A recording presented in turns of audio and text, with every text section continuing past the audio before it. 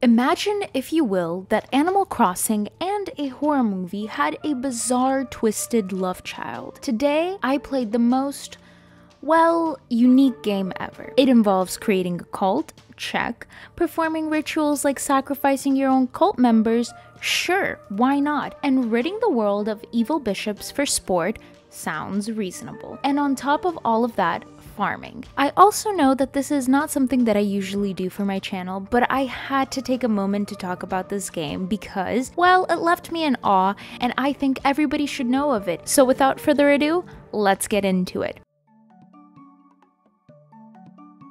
So who is responsible for this masterpiece? Well, we don't really have to talk about it, but we do have to give credit where credit is due, and the answer to this question is Massive Monster, an indie game studio that hails from the lands down under the UK and Singapore. These geniuses, or maybe mad scientists, blended the fast-paced roguelike gameplay with the chill, meditative vibes of base building. After nearly 4 years of laboring over this Frankenstein of a game, Cult of the Lamb was born, and I have to say, this cute but creepy creation is something truly special.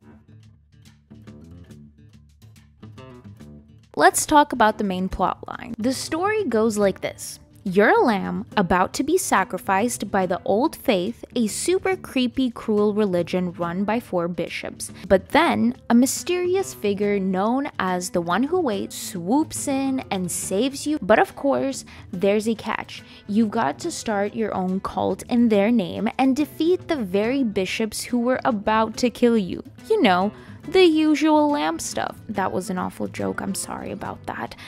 I will try my best with my other jokes.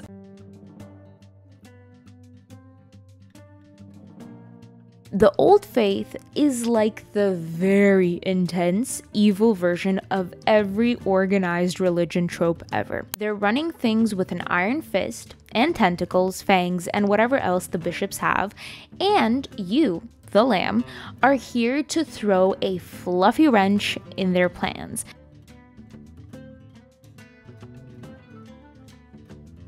Now let's meet the bishops who are out to get you. Leshy, the ruler of Darkwood. Imagine a worm, a tree, and your worst nightmare combined. Leshy's got one eye, well, technically none, since the One Who Waits gouged it out. When you fight him, he transforms into this giant tree worm with a massive drooling mouth full of teeth. You know, classic boss fight material. Let's not forget that Leshy is also the ruler of Darkwood, a summer forest filled with supplies like berries and camellia plants. Our next bishop is Hecate, the queen of Anura. This charming lady is a toad with some serious eye problems. I feel like that's a thing for them. However, she's got 4 of them, each with black sclera and terrifying red cross-shaped pupils. After she transforms, she turns into a demonic toad creature with a mouth that looks like it's permanently mid-scream. You'll be terrified after this one. I mean, props to the developers, props to the artists, props to the designers of this game. For the style that this game is drawn in, they've created some terrifying monsters. Hecate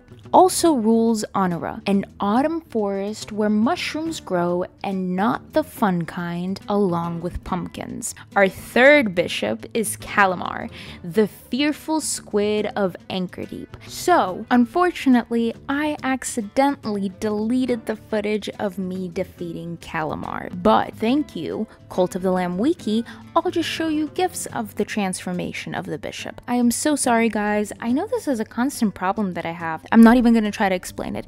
You guys get it. Calamar's a squid bishop with a split mouth and too many weapons for his own good. He's also the most cowardly of the bunch. He might just run away mid-fight, but don't be fooled by the tentacles. He's more scared of you than you are of him, and that's 100% true. I didn't really understand it when I was playing this game at first. I thought I was gonna convert him to be the good guy, to join my cult, and spread whatever it was I was spreading. Our boy Calamar rules Anchor Deep, which is an underwater realm filled with crystal shards and cauliflowers. And then the fourth bishop is Shamaru, the spider ruler of the Silk Cradle. If you're arachnophobic, buckle up. Shamaru is a purple spider with exposed brains and a bunch of creepy legs. When transformed, Shamaru's even more terrifying with multiple limbs and sharp blades. There's something about a giant spider wielding swords that just feels wrong, you know? And let's not forget that Shamaru rules the coziest biome ever. I'm just kidding. The Silk Cradle, a twilight cave network that's home to spider silk and beetroots. And honestly, looking back at all of these biomes, it's like the most random things you could find in these caves. But oh well, I mean, I'm not complaining.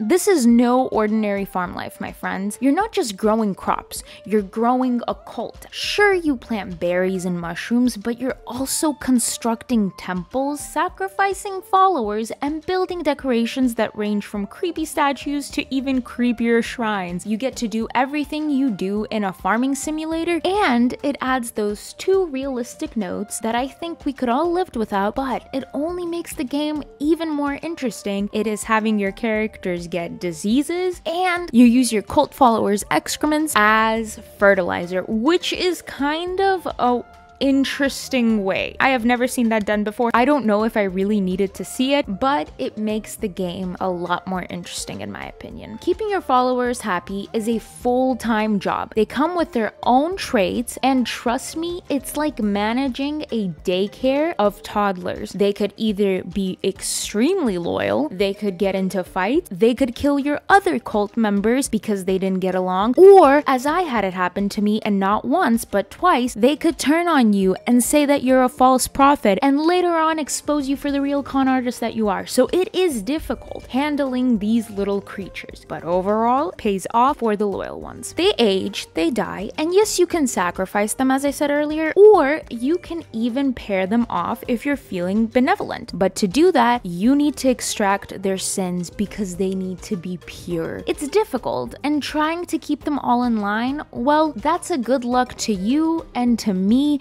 and to anyone who decides to play this game.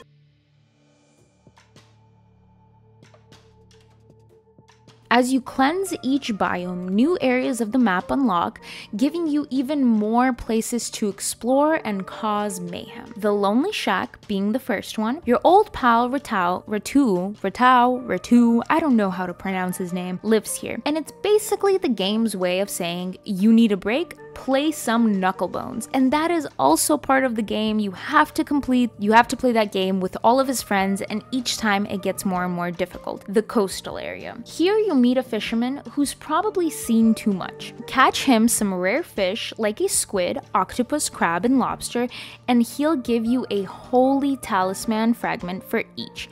Collect all 4 and boom, you can now buy fish from him with coins. The Midas Domain. This place is a gold mine. Literally, but beware, Midas has a thing for turning passerby into golden statues. Look, but don't touch. Smuggler's Sanctuary. This is where you meet Plimbo, who's totally not running an illegal goods operation. It's also one of the prettiest spots in the game in a dystopian kind of way. And then last but not least is Sozo's Mushroom Kingdom. Sozo is your go-to guy for all things mushroom, and he's into some seriously weird brainwashing experiments.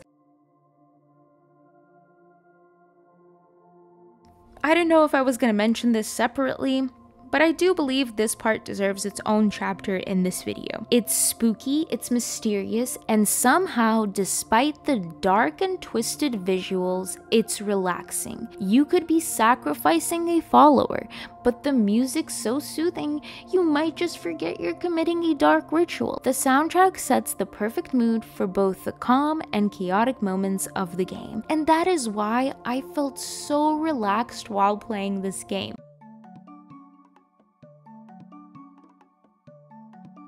I never thought I would say this, but as much as I did enjoy the game, I have to be honest, there are a few downsides. 2, to be exact. Number 1, post-plot repetition. The second thing is, and this one is a true bummer, it did leave me a bit angry at times because it only happened when I was doing rituals or when I was in my farm. And then bam, it crashed. Those are my 2 cons for this game.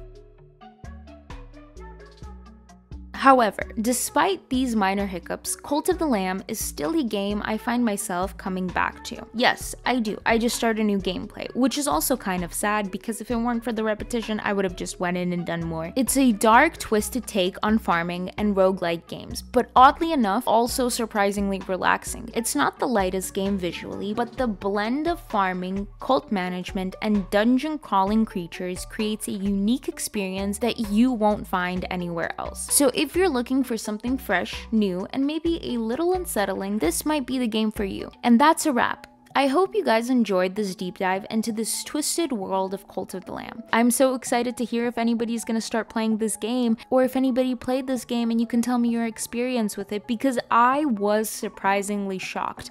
Even with the cons, I do think this is a game that is super interesting, and I do think that this game can do more, and I have a strong feeling it will. Thank you guys for watching, and I'll see you next time. Bye!